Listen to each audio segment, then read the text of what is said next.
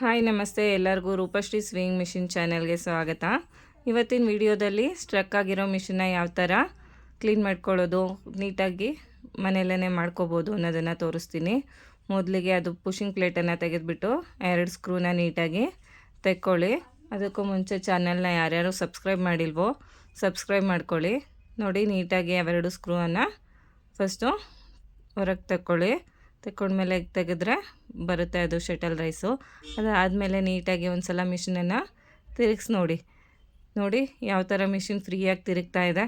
ಆ ಥರ ಮಿಷಿನ್ ನೀಟಾಗಿ ತಿರುಗಬೇಕು. ಅದು ನೀಟಾಗಿ ತಿರುಗ್ತಾ ಇದೆ ಅಂತಂದರೆ ಶಟ್ಲಲ್ಲೇ ದಾರ ಸಿಕ್ಕಾಕೊಂಡಿದೆ ಅಂತ ಅರ್ಥ.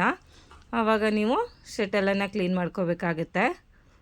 ಆ ಶಟಲ್ ನೋಡಿ, ಆ ಸ್ಕ್ರೂವನ್ನು ತೆಗೆದುಬಿಟ್ಟು ನೀಟಾಗಿ ಯಾವ ಥರ ತೆಗಿತೀವೋ ಅದೇ ಥರ ಒಂದು ಸಲ ನೋಡ್ಕೊಳ್ಳಿ ಯಾವ ಥರ ಜೋಡಿಸಿದ್ದಾರೆ ಅಂತ. ಅದೇ ಥರನೇ ನೀವು ಮತ್ತೆ ಹಾಕಬೇಕಾಗುತ್ತೆ. ಉಲ್ಟಾ ಹಾಕಿದ್ರೂ ನಿಮಗೆ ಪ್ರಾಬ್ಲಮ್ ಆಗುತ್ತೆ.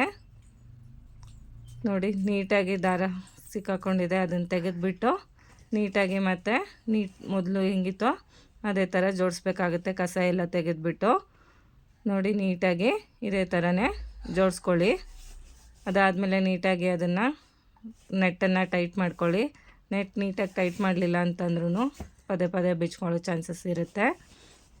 ಟೈಟ್ ಮಾಡಿಕೊಂಡು ಅದನ್ನು ಒಂದು ಸಲ ಶಟಲನ್ನು ನೀಟಾಗಿ ತಿರುಗಿಸ್ಬಿಟ್ಟು ನೋಡಿ, ನೀಟಾಗಿ ಆ ಥರ ತಿರುಗಿದ್ರೆ ಫ್ರೀಯಾಗಿ ತಿರುಗ್ತು ಅಂತಂದರೆ ನಿಮಗೆ ಮಿಷಿನ್ಗೆ ಹಾಕಿದ ಮೇಲೂ ಸಹ ಅದು ನೀಟಾಗಿ ಫ್ರೀಯಾಗಿ ತಿರುಗುತ್ತೆ ಅಂತ ಅರ್ಥ. ಇಲ್ಲಾಂದರೆ ಹಿಡಿತಾ ಇತ್ತು ಅಂದರೆ ಮಿಷಿನ್ಗೆ ಹಾಕಿದ ಮೇಲೂ ಸಹ ನಿಮಗೆ ಅದು ಸ್ಟ್ರಕ್ ಆಗೋ ಚಾನ್ಸಸ್ ಇರುತ್ತೆ. ಮತ್ತು ಅದಾದಮೇಲೆ ನೀಟಾಗಿ ಯಾವ ಥರ ಇತ್ತು ಅದೇ ಥರ ಇಟ್ಬಿಟ್ಟು 2 ಸ್ಕ್ರೂನ ಟೈಟ್ ಮಾಡ್ಕೊಳ್ಳಿ.